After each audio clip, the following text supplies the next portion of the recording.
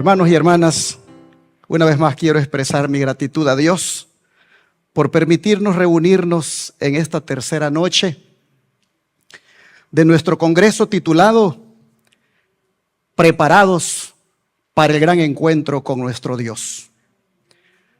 Preparación que, como dije el miércoles, no significa solo hablar de su venida, sino también discernir espiritualmente el tiempo que estamos viviendo. Cada noche que ha pasado, hemos visto cómo la palabra de Dios nos prepara, no solamente explicándonos el pasado, sino también iluminándonos el presente para que estemos listos para el futuro. Mis temas de este congreso están girando en torno a algo que yo ni siquiera lo pensé. Cuando comencé a hacer los manuscritos, yo empecé a ver una repetición de ideas. Yo pude haber todas las ideas puesto en un solo tema, como iba a ser el del miércoles. Pero cuando estaba allá para decidir que ese sería el tema, vino al pensamiento: ¿por qué estás metiendo todo de una vez? ¿Por qué no desglosas este tema en 4 temas? Y vas a ver lo que te vas a encontrar.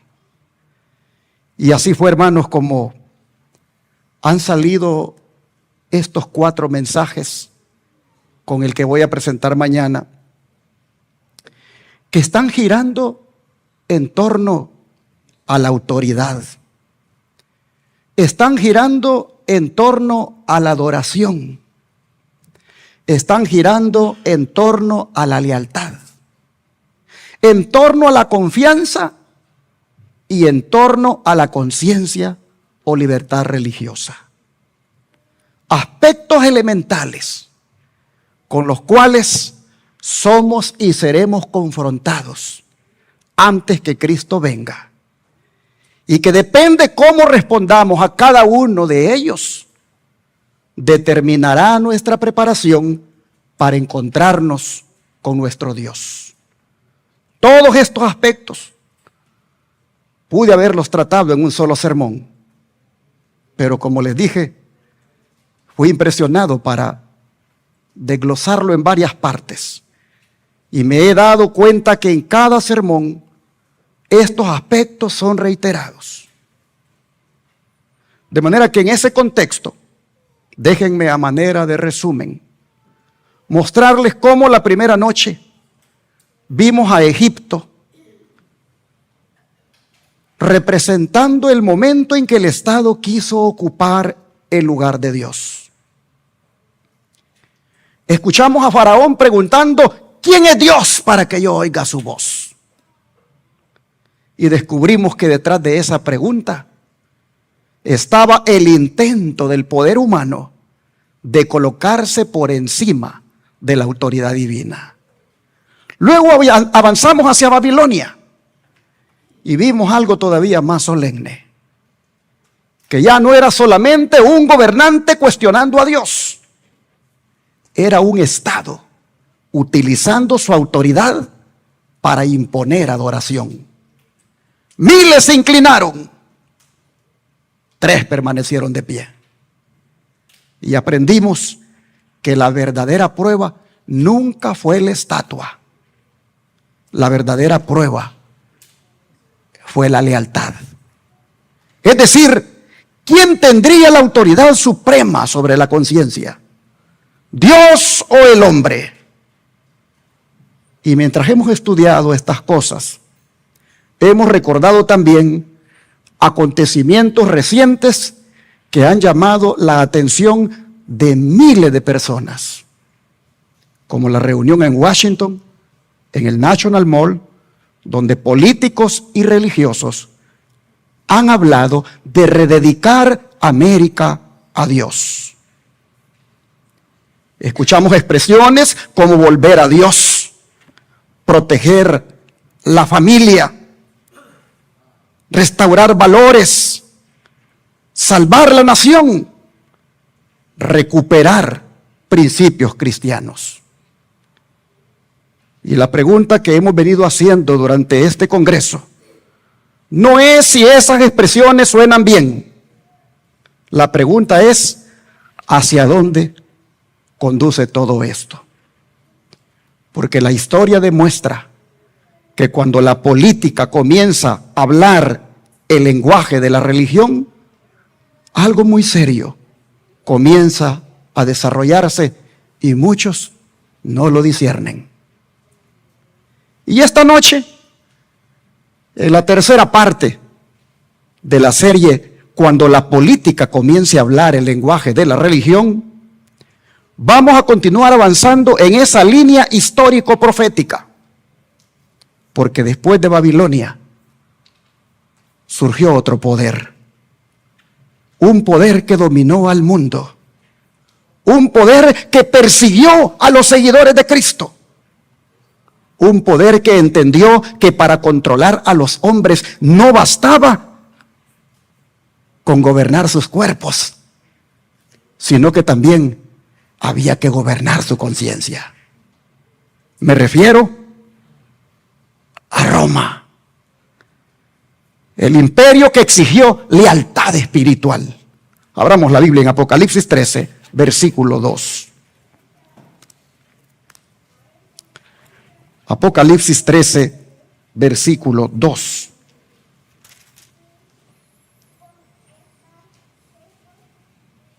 Dice la Escritura: y la bestia que vi era semejante a un leopardo, y sus pies como de oso, y su boca como boca de león.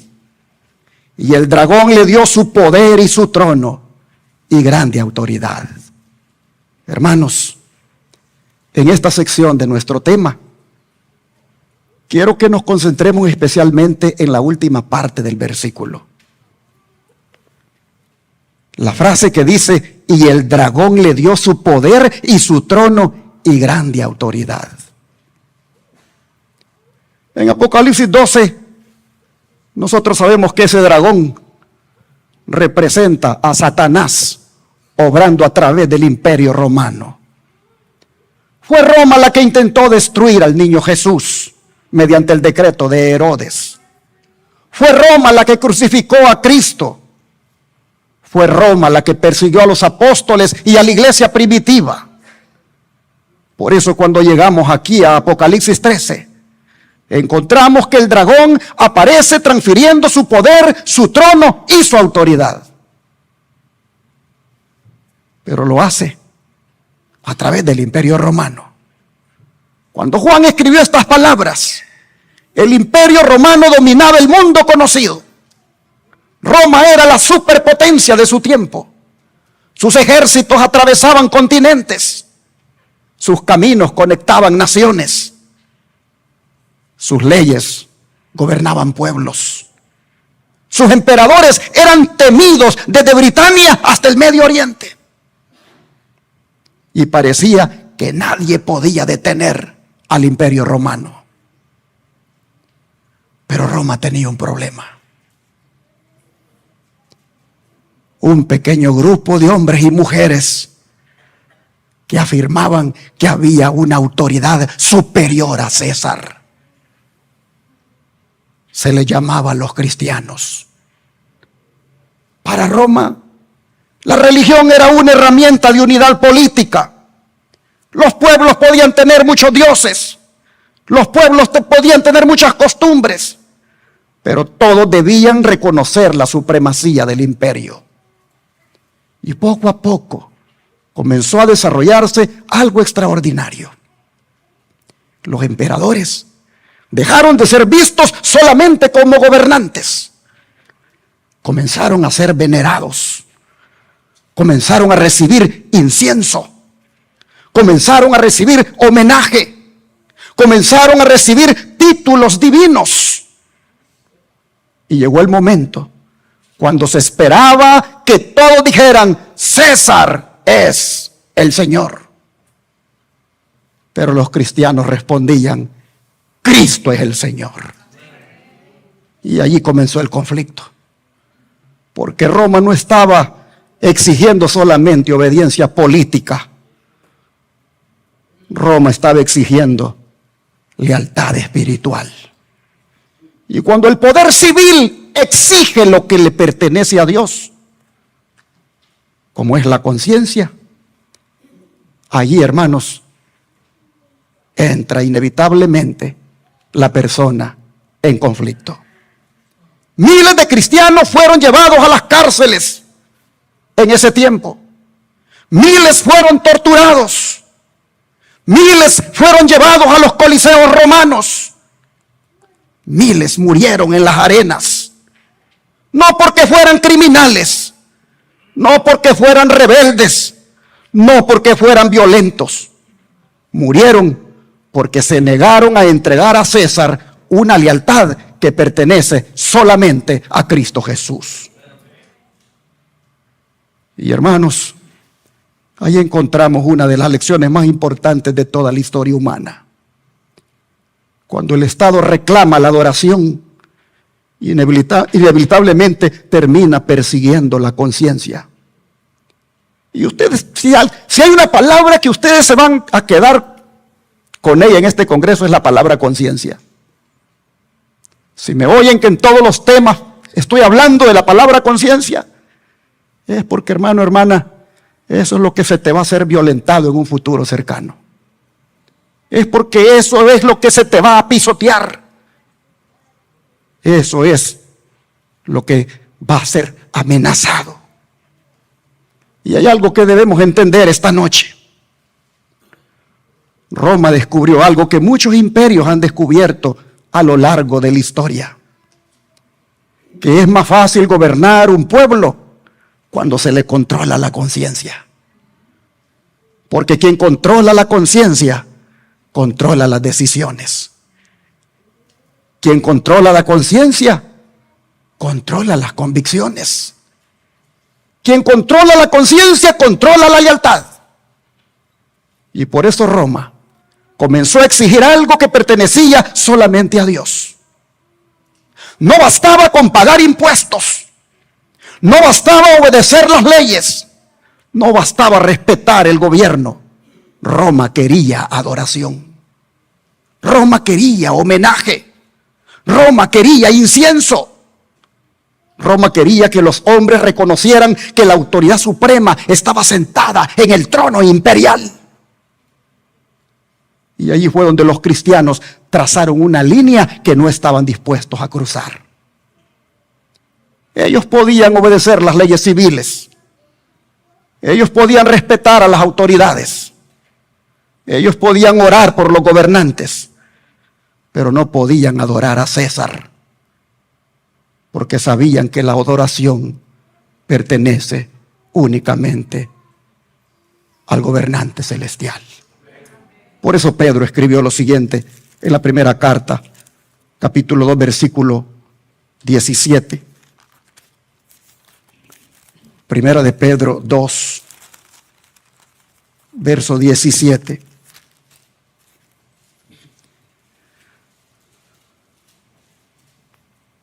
Honrad a todos, amad a los hermanos, temed a Dios, honrad al Rey. Observen el orden, hermanos. ¿Quién tiene el primer lugar? Temed a Dios y luego ¿qué cosa? Honrad al Rey. Hermanos, este versículo es una de las declaraciones más equilibradas de toda la Biblia sobre la relación entre el cristiano, Dios y las autoridades humanas. Pedro escribió estas palabras en tiempos del Imperio Romano.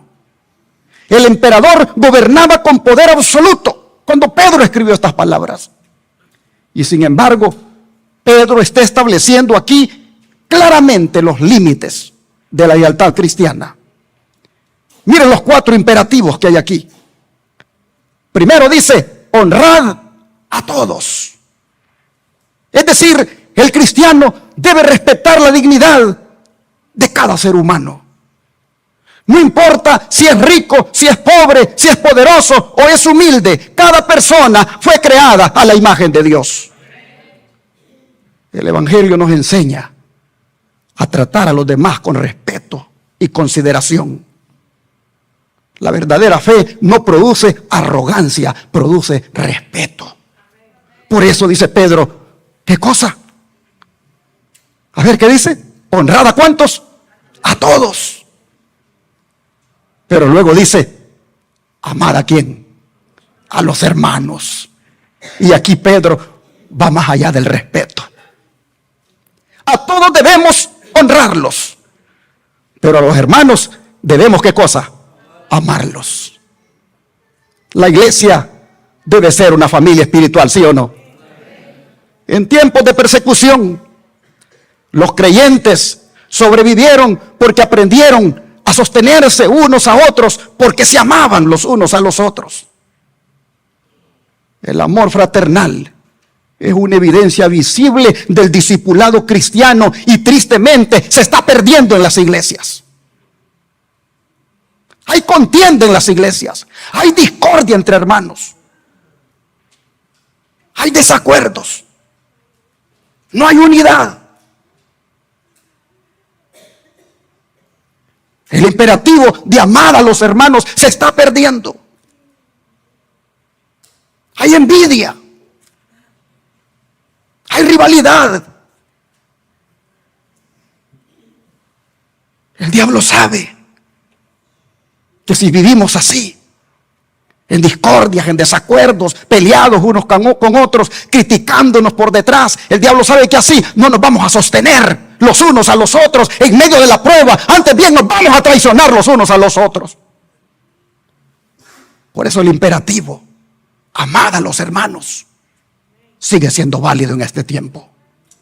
Pero luego dice Pedro, temed a Dios. Y aquí encontramos el centro del versículo.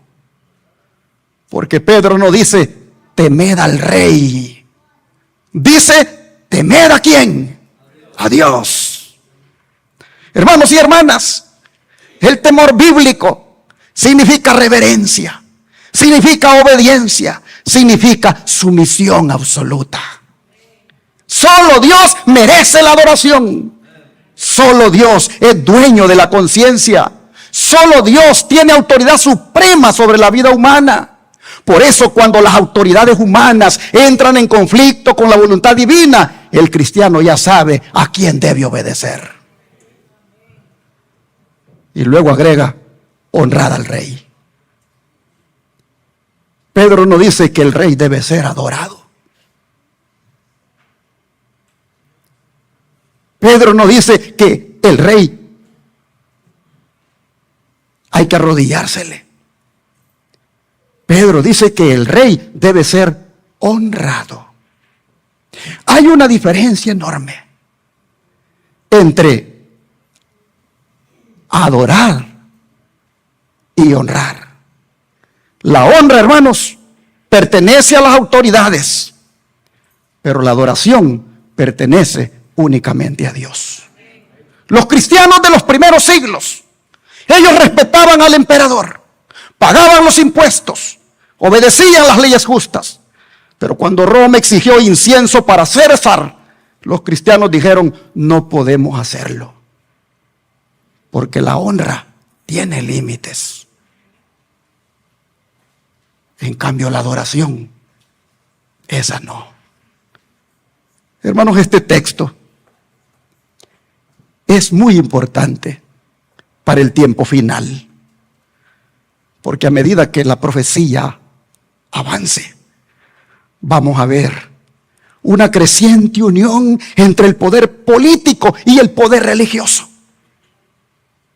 Muchos van a intentar borrar la diferencia entre honrar al rey y temer a Dios.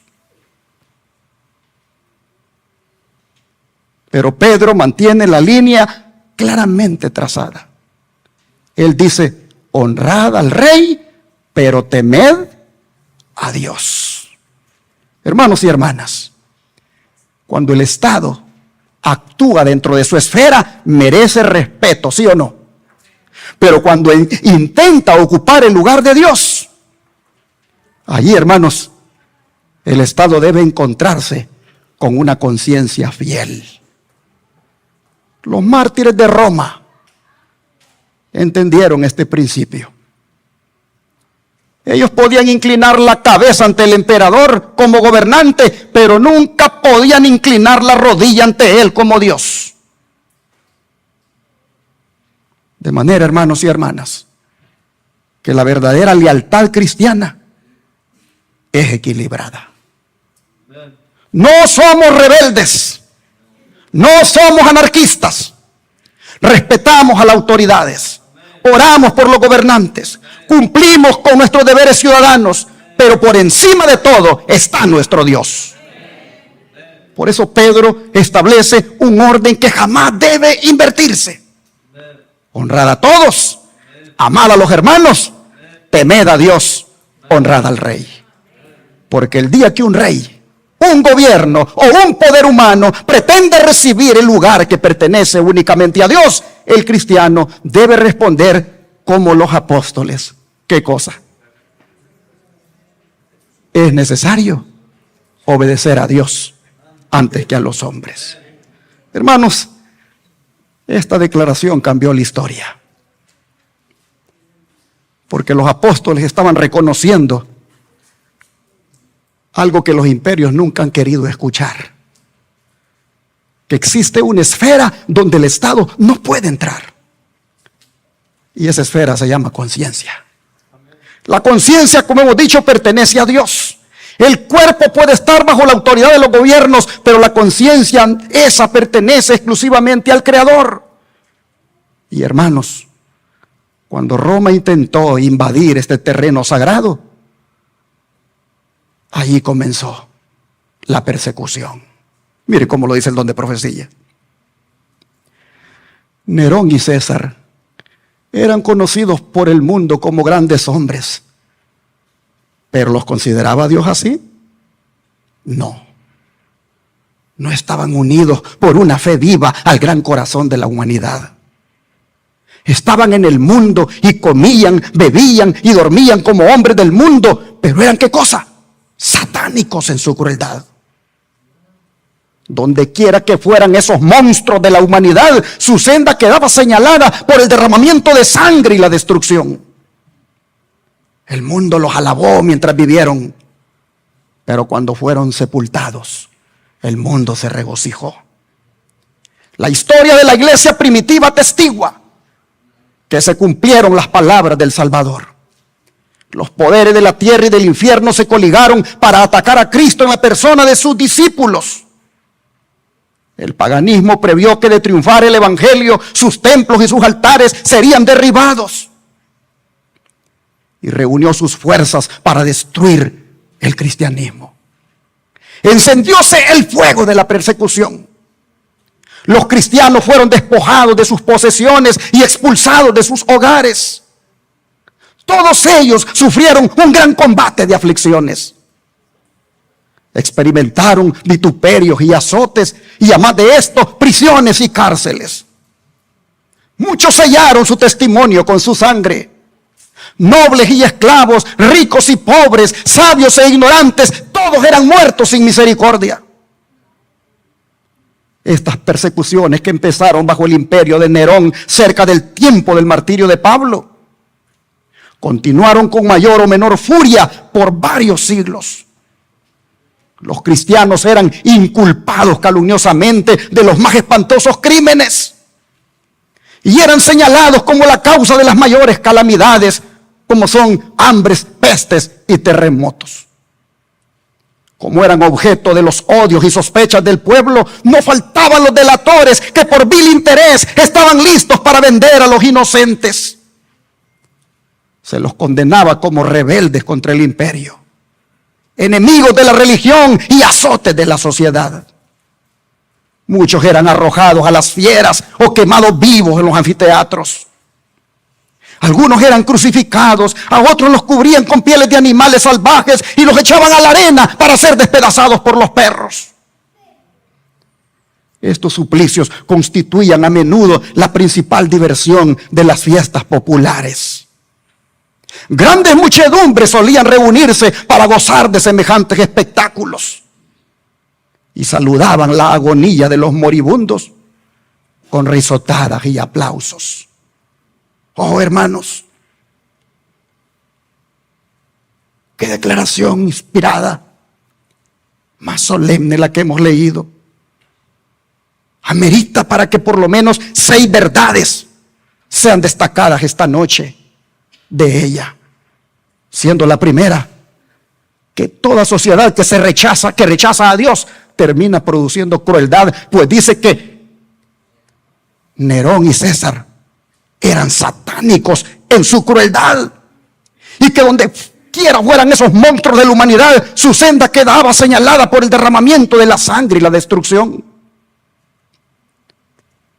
Pero hay una lección solemne escondida en estas palabras, y es que la crueldad de Nerón no apareció de la noche a la mañana. La violencia de Roma no surgió por accidente. Fue el resultado de una sociedad que había rechazado la autoridad moral de Dios. Cuando el hombre se coloca a sí mismo en el centro del universo, el poder deja de servir y comienza a dominar.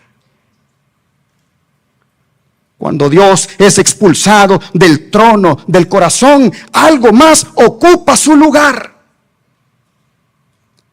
Y muchas veces es algo como el orgullo. Muchas veces es algo como la ambición y la sed de poder.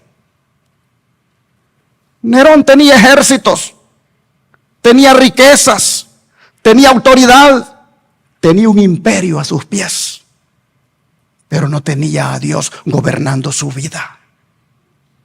Y un hombre con poder, pero sin Dios, puede convertirse en una amenaza para millones. La historia demuestra que las peores atrocidades de la humanidad no han sido cometidas por personas débiles. Han sido cometidas por hombres poderosos que creyeron que no tenían que rendirle cuenta a nadie. Por eso la Biblia enseña que el verdadero problema del mundo no es político, es espiritual. No es simplemente quién gobierna, es quien gobierna el corazón de quienes gobiernan. Por eso cuando una nación, un gobernante o una sociedad no permiten que Dios lo gobierne y mejor se apartan de Él, tarde o temprano la dignidad humana comienza a deteriorarse.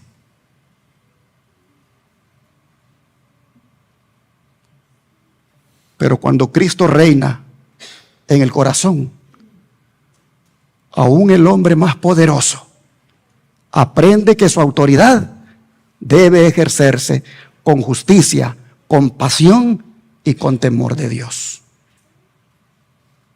Con compasión y temor de Dios. Así que, resumiendo la verdad número 1, podemos decir, hermanos, que donde Dios es rechazado, la crueldad crece. Pero donde Cristo reina, la vida florece. Pero la segunda verdad que se extrae de la cita, es que cuando el mundo dice aplaude a sus héroes, Dios ve qué cosa, su carácter. Porque la cita dice que Nerón y César eran conocidos por el mundo como grandes hombres. Pero ¿qué consideraba Dios de ellos? Hermanos y hermanas, la historia suele medir la grandeza por el poder, por la fama y por las conquistas. Roma admiraba a sus emperadores. Las multitudes celebraban sus victorias. Los monumentos de los emperadores exaltaban sus nombres. Pero Dios estaba viendo algo que los hombres no veían. Dios no observaba palacios. Dios observaba sus corazones. La sociedad los llamaba grandes a esos hombres. El cielo los veía, sin embargo, como hombres separados de Dios. Y esta es una lección, hermanos, para nosotros. Porque no todo lo que el mundo celebra tiene la aprobación divina. No todo líder admirado es necesariamente un instrumento de Dios. Y no toda la mayoría tiene razón. Mientras los hombres miran la apariencia, Dios mira ¿qué cosa? El corazón. Por eso es que nosotros, como cristianos, debemos aprender a evaluar las cosas desde la perspectiva de Dios y no desde la popularidad de la tierra. La lección 3 o la verdad 3 que nos deja esta cita es que el Evangelio siempre desafía a los poderes de las tinieblas, pues dice que los poderes de la tierra y del infierno se coligaron para atacar a Cristo en la persona de sus discípulos. O sea, hermanos, la persecución de la iglesia primitiva no fue simplemente un conflicto político, fue una batalla espiritual. Detrás de los decretos humanos existía una guerra invisible. Satanás comprendía que el evangelio estaba avanzando por todo el imperio. Satanás miraba que las cadenas no podían detener el evangelio. Satanás miraba que las amenazas tampoco podían silenciar el evangelio. Las cárceles no podían apagarlo. Entonces el enemigo utilizó todos los recursos disponibles para intentar destruirlo. Y esa misma lucha la volveremos a ver. Hermanos y hermanas, cada vez que la verdad avanza, ¿no es cierto que las fuerzas del mal reaccionan? Un día yo me gocé en un congreso allá en Shepherd, contando que ya estábamos ya pronto para hacer la apertura de nuestro sanatorio, que haría la diferencia en la atención a los enfermos desde un aspecto que todos lo hacen por dinero. Yo me gozaba dando el testimonio de cómo el Señor había abierto puertas y ya estábamos prontos para abrir el sanatorio que haría la obra médica misionera gratis. Y me recuerdo ese día que me gocé. Solo terminé de dar el testimonio en el culto divino, cuando me siento y veo que cae una notificación en mi teléfono.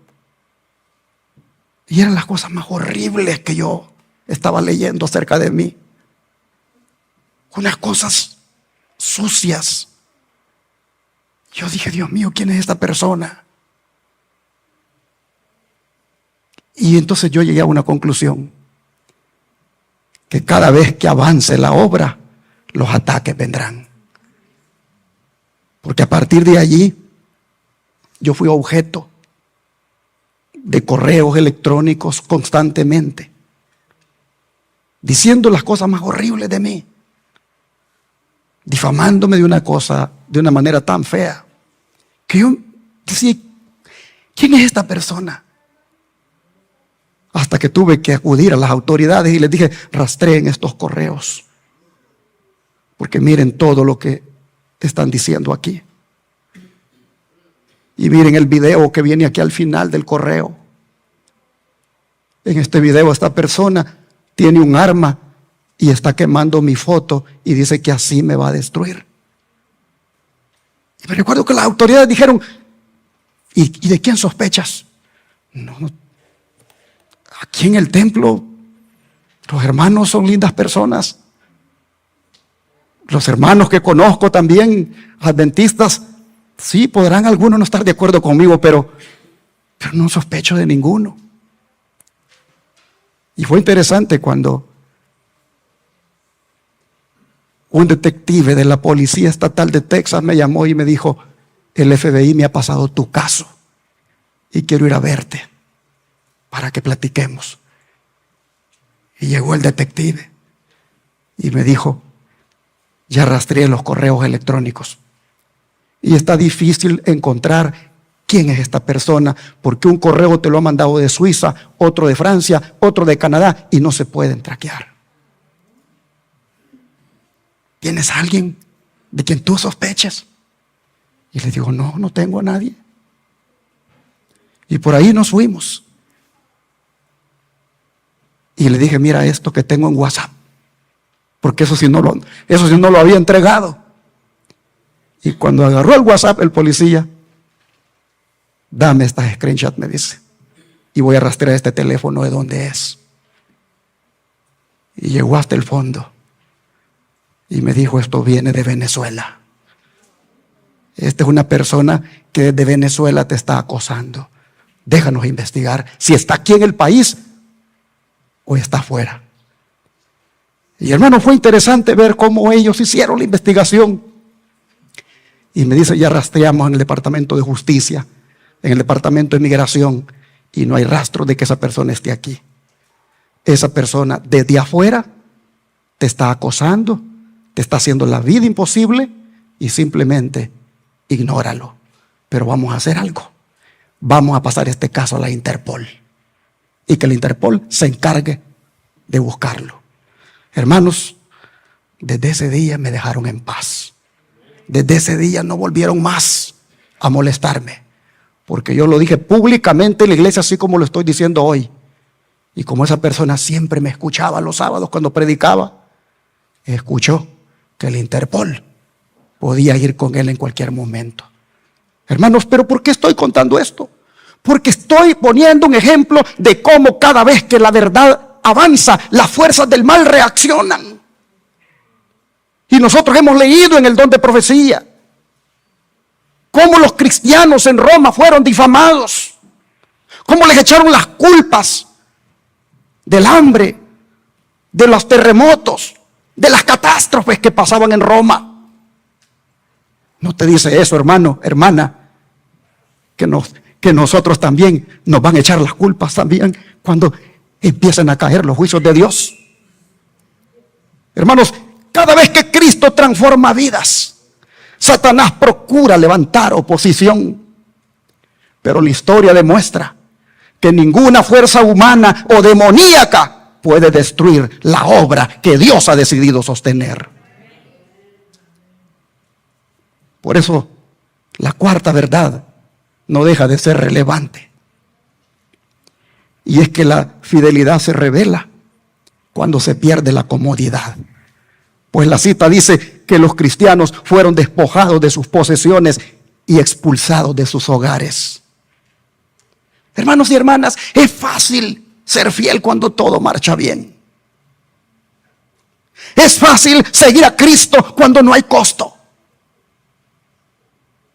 Pero la iglesia primitiva tuvo que decidir qué era más importante: sus propiedades o su Salvador, sus hogares o su fe, su seguridad o su obediencia. Y muchos perdieron bienes materiales, muchos perdieron estabilidad, muchos perdieron todo lo que poseían.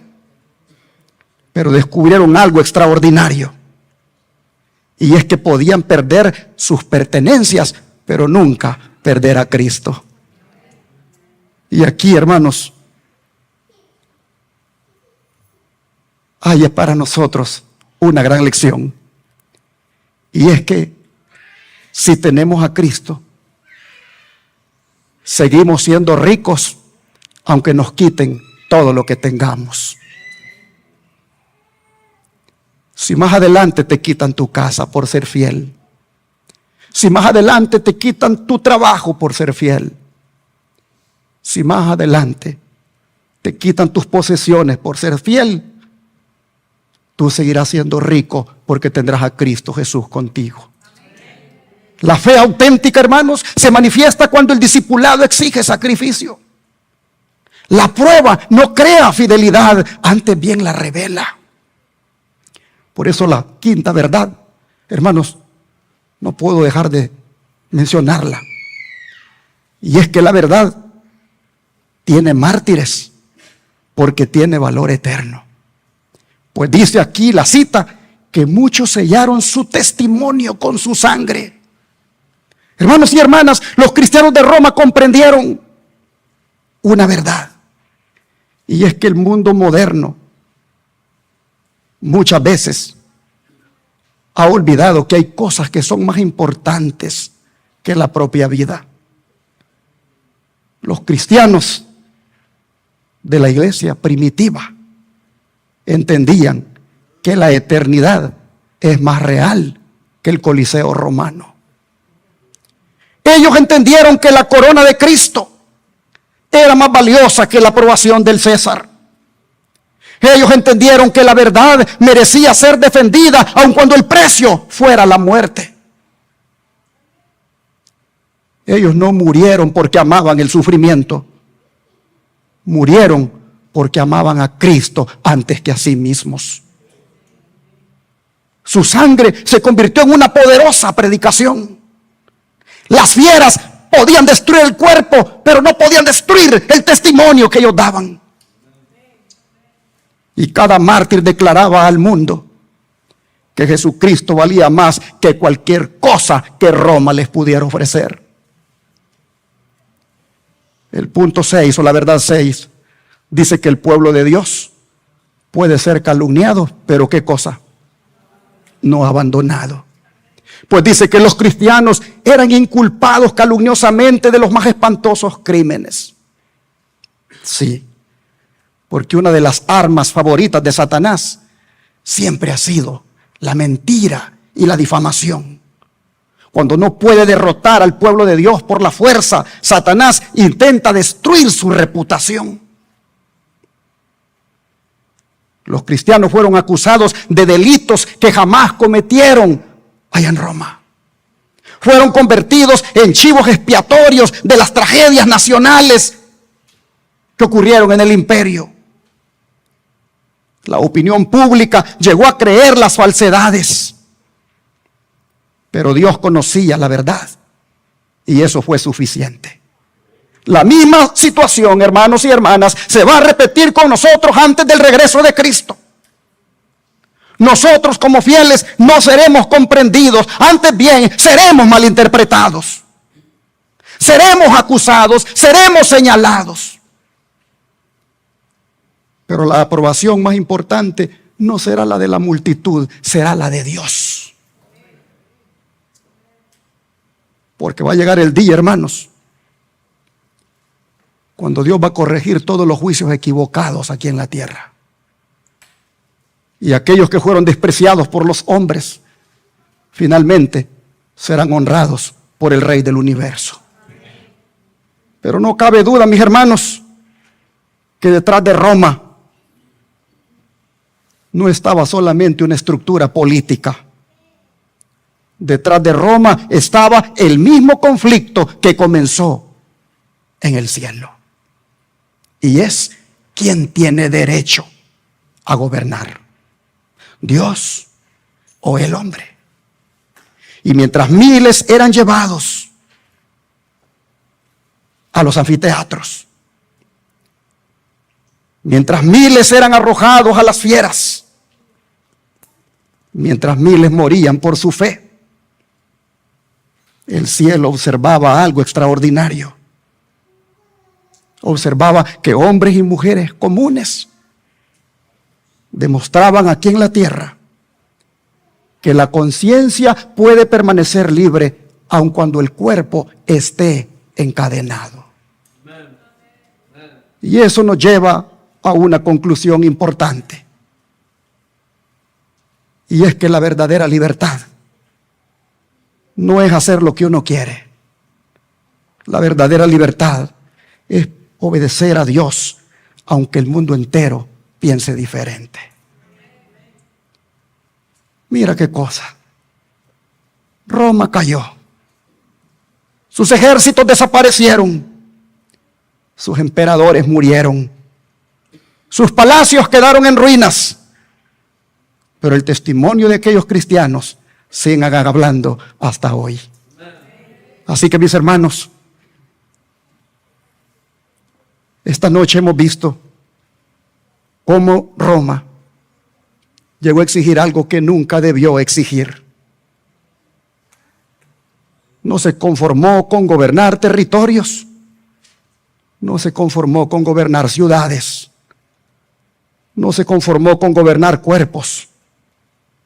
Quiso también gobernar conciencias.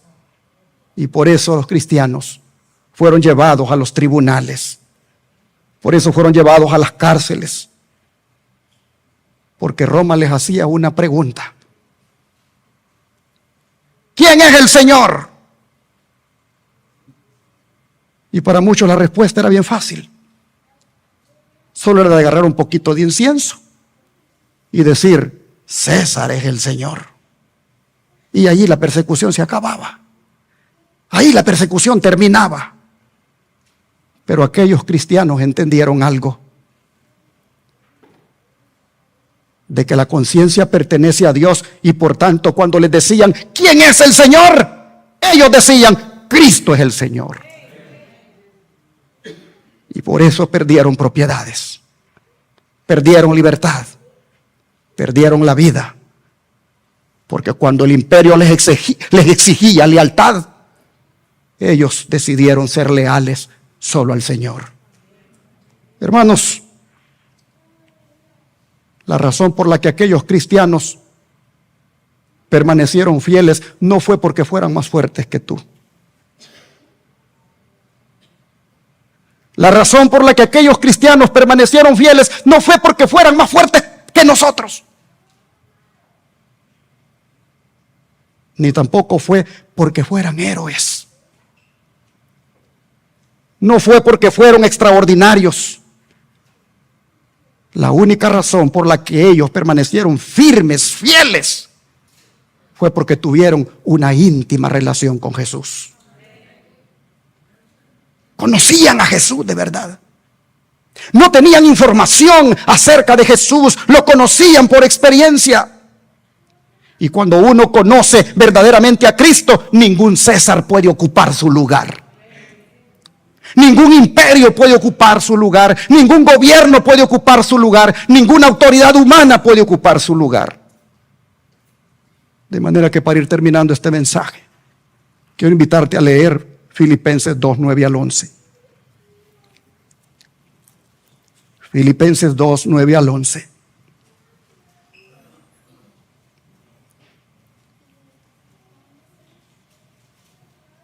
Por lo cual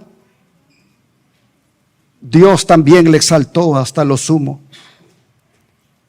y le dio un nombre que es sobre todo nombre, para que en el nombre de Jesús se doble toda rodilla de los que están en los cielos y en la tierra y debajo de la tierra, y toda lengua confiese que Jesucristo es el Señor, para gloria de Dios Padre. Roma quiso que las rodillas se doblaran delante de César. Pero viene el día, hermanos, cuando toda rodilla se va a doblar delante de Jesucristo. Y no va a ser porque Él nos obliga a hacerlo. Va a ser porque Él es digno de que nos arrodillemos ante Él. Va a ser porque Él es digno. Porque es el creador de nosotros. Hermanos, Cristo será digno de que nosotros nos arrodillemos delante de Él, porque Él es nuestro Redentor. Él nos ha redimido con su preciosa sangre. Él ha muerto por nosotros. Él resucitó y Él va a volver por nosotros. Por eso es digno de que ante Él se doble toda rodilla. De manera que esta noche no estamos frente a César. No estamos frente a un emperador romano, pero sí estamos frente a una decisión. Y es, ¿quién es el Señor de nuestra vida? ¿Es Cristo? ¿O es cualquier otra cosa que ocupa su lugar? Porque el gran conflicto de la historia nunca ha sido, hermanos, solamente político. El gran conflicto de la historia siempre ha sido espiritual. Siempre ha sido una cuestión de lealtad. Por eso el diablo levantó a Roma para exigir lealtad. De manera que esta noche Cristo nos pide a todos, no incienso. Cristo nos pide a todos, no tributo. Cristo nos pide a todos un corazón leal. Y si esta noche tú le quieres entregar tu corazón a Jesús, y si esta noche tú quieres decidir en tu corazón ser leal solo a Él, cuando los imperios modernos de este mundo empiecen a exigir lealtad, tú te mantendrás firme y leal a tu Señor. De manera que esta noche yo quiero invitarte a que le digas al Señor: de ahora en adelante, tú serás el Señor de mi vida. Yo quiero invitarte para que esta noche tú le digas al Señor: de ahora en adelante, tú serás el Rey de mi conciencia. Te invito para que esta noche le digas al Señor: de ahora en adelante, tú eres la autoridad suprema de mi corazón. Quiero invitarte para que le digas esta noche al Señor: ayúdame a permanecer leal a ti hasta el fin. ¿Cuántos lo quieren hacer? Arrodíllense ahí en su lugar y hablen con el Señor.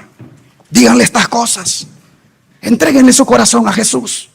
Hagan un compromiso con Él. Hagan un compromiso con Él para que cuando los gobiernos de este mundo exijan lealtad, ustedes decidan ser leales solamente al Señor. Yo interrumpiré el silencio con una oración en voz alta aquí.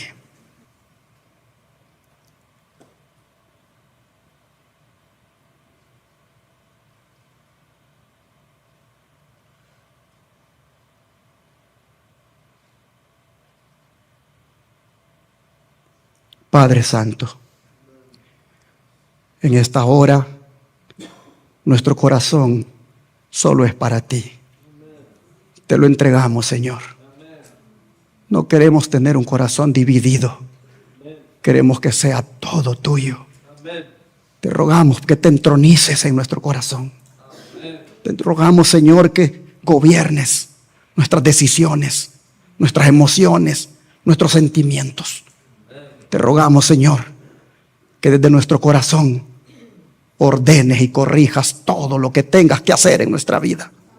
Suplicamos para que cuando la lealtad sea objeto de conflicto, te pedimos, Señor, para que cuando la lealtad, oh Padre, se ponga a prueba, nosotros salgamos brillantes como el oro. Nosotros podamos demostrar cuán leales te somos. Oh Padre, te pedimos que nos ayudes a serte fieles y leales desde ya, para que cuando venga la crisis solo revelemos la lealtad que ya tenemos para ti. Rogamos, Señor, que no claudiquemos entre dos pensamientos y que nuestra vida sea solamente tuya. Te la entregamos, Señor. Ayúdanos a ser leales. Ayúdanos a no traicionarte. Ayúdanos a no traicionar la verdad. Ayúdanos, Señor, a poner en alto tu nombre. Te lo suplicamos en el nombre de Jesús. Amén.